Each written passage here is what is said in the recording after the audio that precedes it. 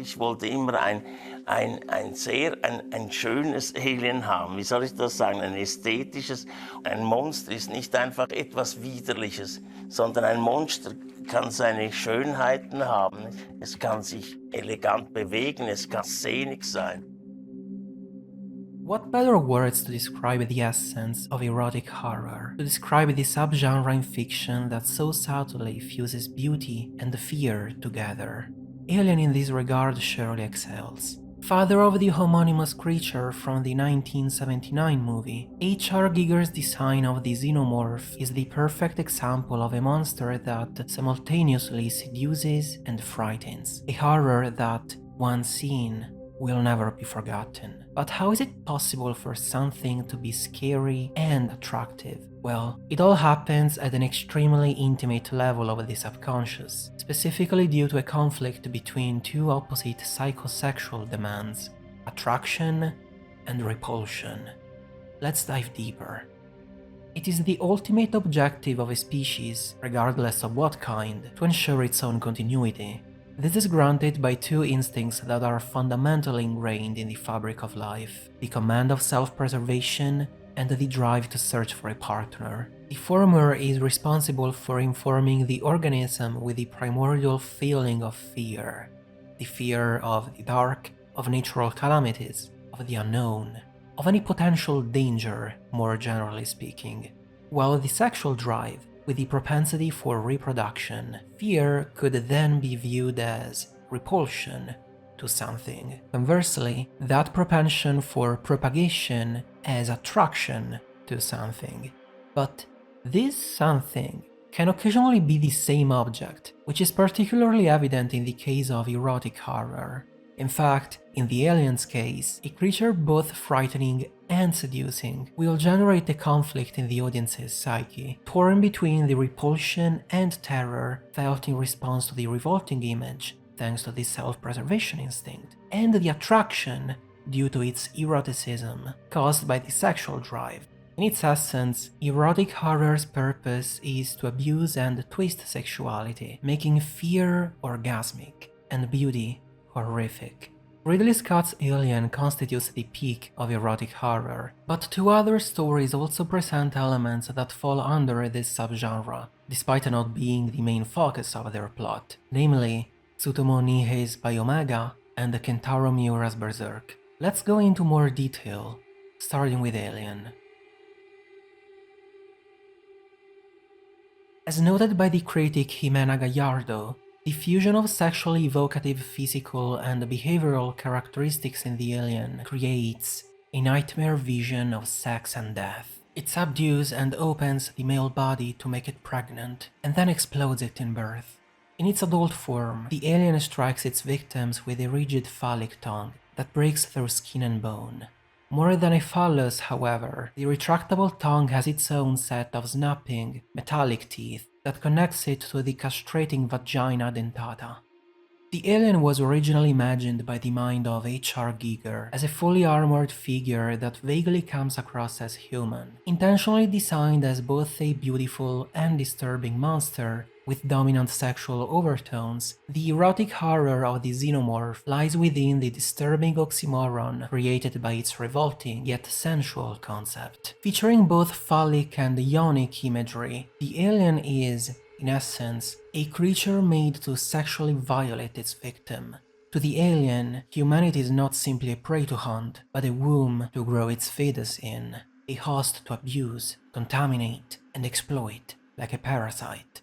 The biomechanical design, with its fusion of industrial elements and flesh, is a reflection of such nature, one of production, or better yet, reproduction. It's interesting to note that what Carlo Rambaldi and H.R.Giger used to practically craft the facial muscles, and more specifically the lips of the costume of the alien, were contraceptives. When the mouth is closed, it looks very voluptuous, beautiful. But when it opens its jaws, the tongue inside the mouth is more like a spear, also very suggestive, which penetrates the head with great velocity, snugging bits of brain, from beauty to the beast. showing on screen for a mere 4 minutes across the 116 minutes of the movie's runtime. Having gravitated the audience with the desire of its appearance, the alien debuts after an entire hour, marking the beginning of its sexual assault against the viewer. Many are its horrifying sensual allegories. The tight and thin armor both protecting and concealing the skin of its genderless, or perhaps hermaphrodite body. Had a very powerful sexuality. It looked to me very specifically, it could have been actually male or female. That's what it was interesting, I found. You had no idea whether it was man or woman, what sexuality it was, and therefore it could just as easily, you know, fuck you before it killed you. To me, it was omnisexual, and it contained everything within itself except the need for a passive host. I think he is probably, it's like a hermaphrodite. Instinctively, for me, it is genderless. Ambisextrous, maybe.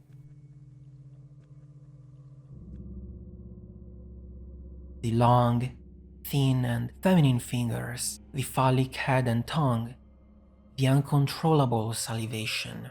The alien is a lustful creature, built to violate, to defile, and desecrate the body and mind of the audience. I wanted to make all the men in the audience cross their legs. I didn't want to allow them that comfortable spot where they can sit there and leer at the abuse of a good-looking woman on the screen. Pregnancy, rape, sex, they are not only symbolized by the aesthetic and behavior of the xenomorph, but also by other elements. The very name the crew calls this ship Nostromo is Mother. Undergoing a disturbing process of infantilization, the main characters of this story are seen wake up in the beginning of the movie from their cryosleep capsules, vaguely resembling the shape of an egg. While wearing nothing more than a diaper, these are only children, children unaware of the horror that awaits them. In particular, the first newborn to wake up, Kane, will also and pervertedly be the mother of the alien. It's a perverted birth, and it is the absolute opposite of a joyful birth, because the person to whom it happens dies straight afterwards. There's something so cold about it that I think that's sort of part of the fascination. You become pregnant and die. Something that all males are totally terrified about. We have a different threshold of pain to females, and it's a ghastly, horrific nightmare idea. The idea that something is growing inside you. Penetration, impregnation, and gestation. The alien is synonymous with many terms. While the fully grown creature may thrust its prey orally through its phallic tongue, other times it prefers to violate an even more intimate orifice of the human body. The screeching sound, in a synesthetic way, participates in the rape. In general, the very opening theme by Jerry Goldsmith seems to be sleep-inducing, thanks to the eeriness of its melody, as if hoping to make the audience relax and become more vulnerable, to open and expose it to the incoming horror.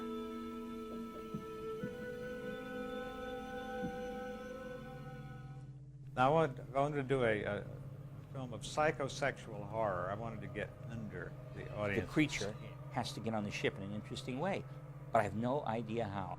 I woke up and I said, Dan, I think I have an idea. He said, what? I said, well, the alien screws one of them. He said, what are you talking about? I said, well, jumps in his face and plants his seed in. This is a movie about alien interspecies rape. That's it. That's scary. That's scary because it hits all of our buttons, all of our unresolved feelings about sexuality, all of them. Initially found by the crew on an abandoned alien ship, seemingly spreading its legs open, the face huggers lay dormant inside of eggs stored on board. Their vaginal opening is imitated by the very spacecraft that can be seen possessing similarly shaped entrances. In a sense, The ship is nothing more than a womb, but little does the crew know that those entering it, penetrating it, are instead the ones being impregnated. All of humanity, male and female alike, is maternalized. The face-hugger represents both genitalia. It disconcertingly incapacitates its victim, enveloping the face with its long and skeletal fingers, while resting on its scrotum, manipulating the host in its etymological sense, from the Latin word manus, hand, tying itself tightly around the neck of the human with an umbilical cord. The face-hugger's long insemination process is both a frightening confusion of several sexual elements and a ceremony, ultimately culminating in the bloody birth of the alien.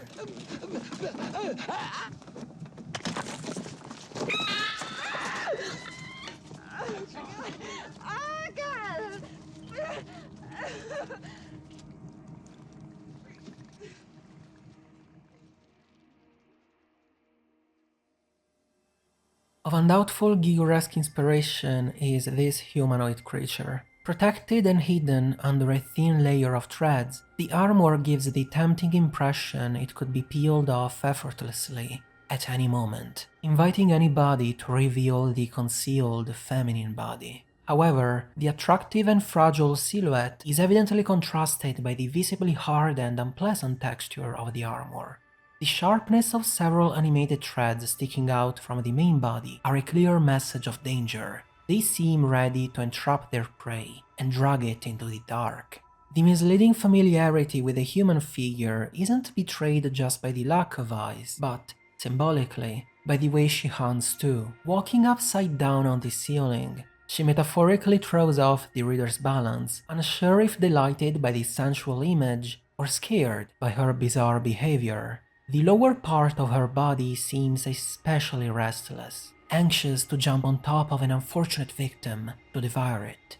The closer the alien gets, the more apparent her lust and excitement become, with the few threads isolating themselves from her profile, adding an even stronger and unwelcoming sense of disharmony to the beautiful body. Carrying herself with elegance and nobility, under a different light, the armor takes the appearance of a long dress. The menacing and cold black color is sporadically interrupted by the reflected light, which allows the reader to truly visualize the complexity of the movements and virtuosity of the design.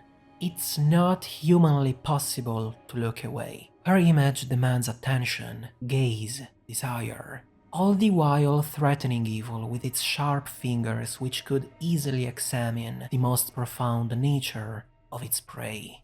And yet, the creature is also caught during a rather intimate and delicate moment. Surrounded by infants trying to meet her gaze, it is unclear whether she's their mother. Could this image convince anyone, to some degree, to be given a more humane death in the unlucky eventuality they'd meet the creature? As seducing and scary the unknown is, it would be best not to know the answer. Biomega's use of erotic horror isn't limited solely to that entity. In fact, the plot itself can provide a few additional examples. After several vicissitudes toward the final section of this story, a new world is created. The inanimate objects and sentient beings from all the universe are merged together and recomposed into a new form, giving birth to creatures of both organic and inorganic matter. The trigger for this apocalypse sprouting the Recreator, the name of the new world, is a fantastic event. A special semen, possessed by certain superhumans, fertilizes an alien microbes ovules, which manifest an especially disturbing will of their own to be bred, actively seeking the male gamete. This new cosmos, where every single thing is alive, now functions within a completely new existence, having no memory of the past, humanity included. Although reborn, mankind's inevitably mutated, even evolved, one might say. Is this really humanity though? Nihei often shows the reader sex scenes between the members of the new species. Even if naturally attractive because of their anthropomorphic appearance, the procreation on display tells another story. Humanity as we know it is being replaced, beyond the point of no return. The new species is taking over and moving on, observed multiple times reproducing itself in front of the reader's eyes. Sex is a major narrative in the portrayal of the new world. Even a survivor from the old Earth decides to move on with his life, embracing the new reality by starting a family with a local resident. It's terrifying. This is the end of humans. They have been rendered biologically obsolete and forgotten. It's the raw portrayal of a species' natural course to claim life for itself, but not a random one.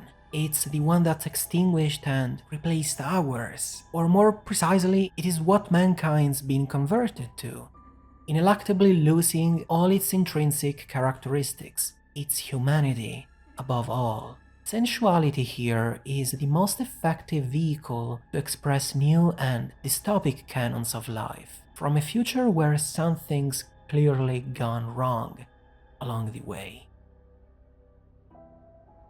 The beautiful and yet disturbing vision of life and death represented in H.R.Giger's art inspired many other beautiful minds, as he never gave himself a limit to express his imagination. I tried to paint pictures which I could not find anywhere, that is to say, pictures which were my own world.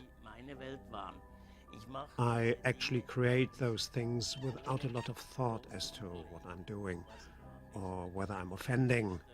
I'm not bothered about the fact that I paint skulls or whatever. When you draw or when you paint, you have to be able to do what you want, and I don't waste time allowing myself to be put in handcuffs.